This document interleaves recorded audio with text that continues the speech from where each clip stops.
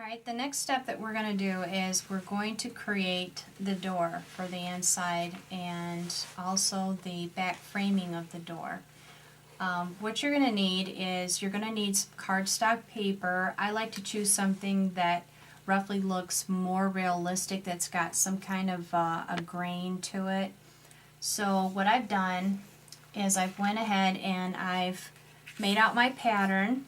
The actual door itself is 5.5 inches in height, and it's 3 3/4 of an inch in wide.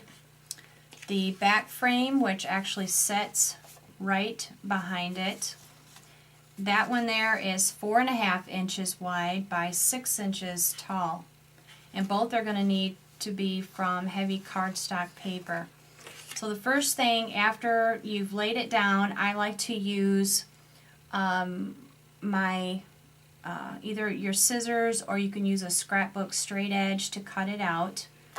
And once that is done, you also want to create the little inserts that are here, all 4 of those.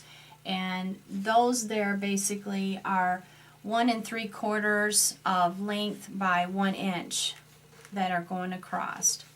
So I pre-cut those out for that. But one tip that I like to use is I came up with something a little bit easier to cut the smaller ones, so you wouldn't be constantly cutting down around to make the actual small one. You can cut them in strips. So what I did is I measured about 3.5 inches going lengthwise, and then 1 inch going across.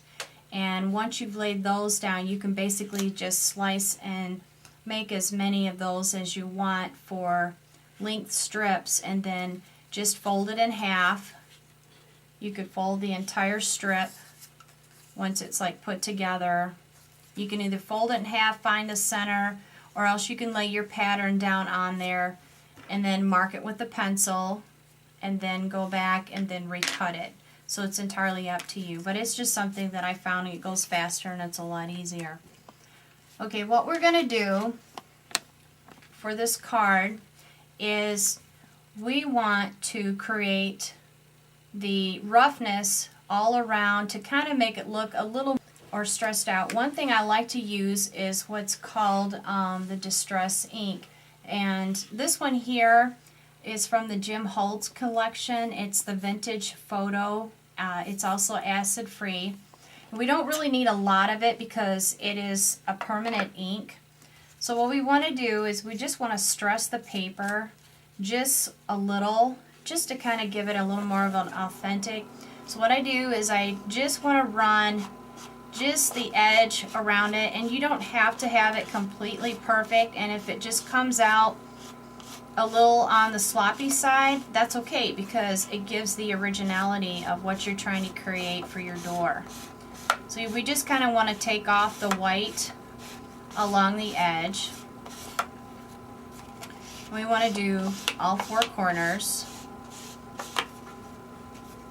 And it doesn't take very long for this to dry. Like I said, it's a permanent ink. And we just want to kind of take off the white edge of it. So here we have the bigger one. We also want to do the smaller ones to do all 4. There's one. And you can put as much ink as you want down on here. You don't necessarily have to be precise just to go around the edges. The more that you add and the little bit more of the sloppier application, the more distress that it's actually going to create, if that's what you want to have for a door. So we just finish up right around the edges. And don't forget to put the lid back on this too, because it will dry out a little bit faster. The next step that we're going to do is we're going to add all 4 of the corners, or 4 of the space pieces, and we want to add those so then that way they just lay right next to each other, which will kind of create the effect of an actual door. And in order to create that rise, I like to use double-sided foam tape. And I got this over at the dollar store here in town. It's not very thick, as you can see, a very thin piece. And because these actually are just a little bit smaller than what these pieces are, we can break off 4 pieces, because that way we'll have 1 piece per square or rectangle.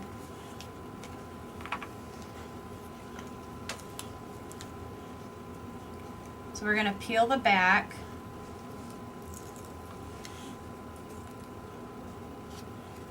We're going to place this generally right in the middle, and we're going to do that first of all for all 4, or one side first, before we place it down on the card. And once you get this all down on there, it'll start to look more like a door.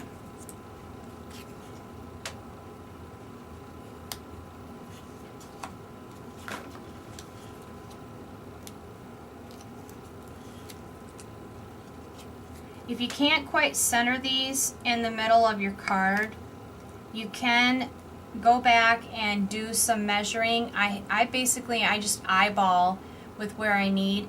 But also keep in mind that with your card, we want to also add the little gold strip in the middle. Some doors that I've seen have that, and sometimes they just basically will put in a personalized address along in there. So we kind of want to leave a little bit of spacing for that. If not, then you don't have to leave that. So we're going to peel off the back. I'm going to turn this my way a minute, so then that way I can make sure that I get this straight. And then I'll turn it back your way. We also want to make sure that when we place these on, that we want a little bit more room down at the bottom. It's kind of like having a kick plate down here versus you have a little bit less up towards the top, because as you lay your reef, there's not going to be much space between the top of the door and the beginning of where the square pieces, the square shapes are going to be. So as we place this down, try to eyeball it to where you're going to try to get it pretty close in the middle.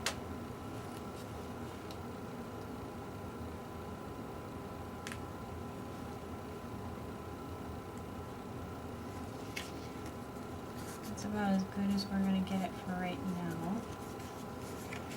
For this. And then we'll do the bottom 2. I like to work for 2 at a time instead of just 1 at a time. That way it kind of, you get a better idea as far as guessing. And we want to leave that middle like I was talking about. So we want to kind of maybe leave maybe about 1 inch somewhere. Perfect.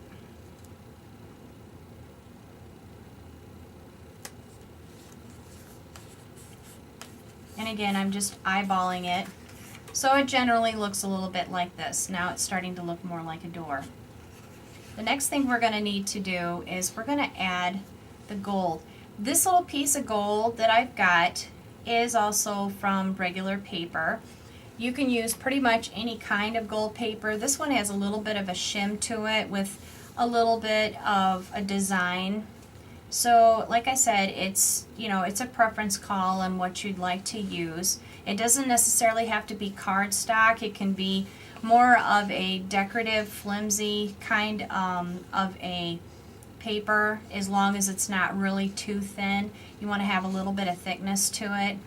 So what you're going to do is you're just going to cut out a very thin strip. It's probably roughly about, which I should have taken the measure, it's about 2 inches long, and it's probably about a 1/4 inch wide, somewhere around in there. And in order to attach this, you can either use the permanent glue that I've used before for the reef, if you prefer to do that, or if you want, you can also use your stick that you've got if you want to make another rise for it.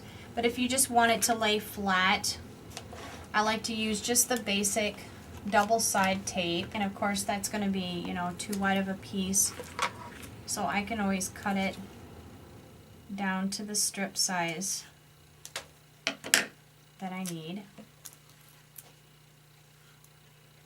We just lay that on, and then we can place this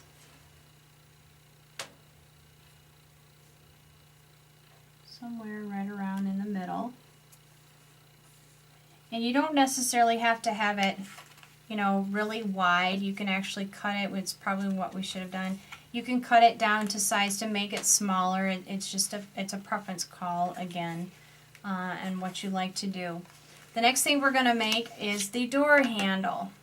This one is not really too hard to make. I had a difficult time trying to come up with something that was really easy, and the one thing that I found is one of my punches that I have by Fisker.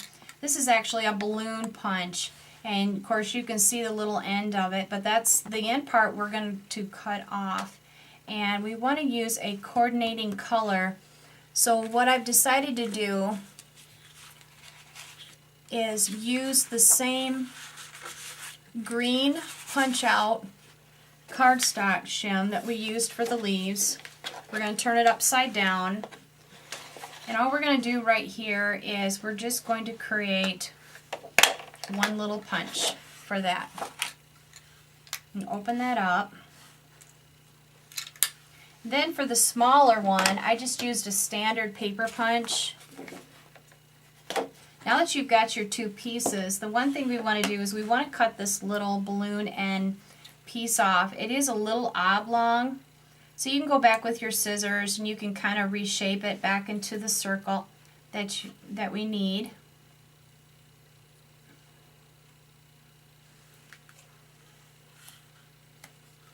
Somewhere around there. It's probably not going to be extremely perfect, but it'll look close enough. Then the next step we're going to need is we're going to need to attach it. So we want it to kind of stand out a little bit, kind of like up from the door itself to make it look more realistic. So what we're going to do is we're going to go back. We're going to use our foam stickers that we used once before for our little rhinestones that went on our reef. And this time, because of the size of the circle, we're actually going to use one square of the Scotch double-sided tape. And as you can tell, you know, this is not really going to matter on which side is the wrong or the right, because they pretty much are about the same.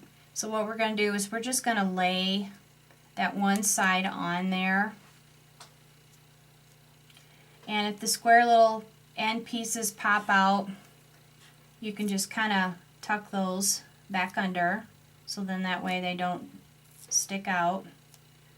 It's pretty forgiving. Then we're going to just place this right off to the side. Then for this little one, what we're going to do is we're going to take the last piece that we've cut one of those squares in half, and we're going to do the same concept as we did on the rhinestones. It's going to be a little long, but we're going to fold it in half like a sandwich, and then again we're just going to place it right in the middle.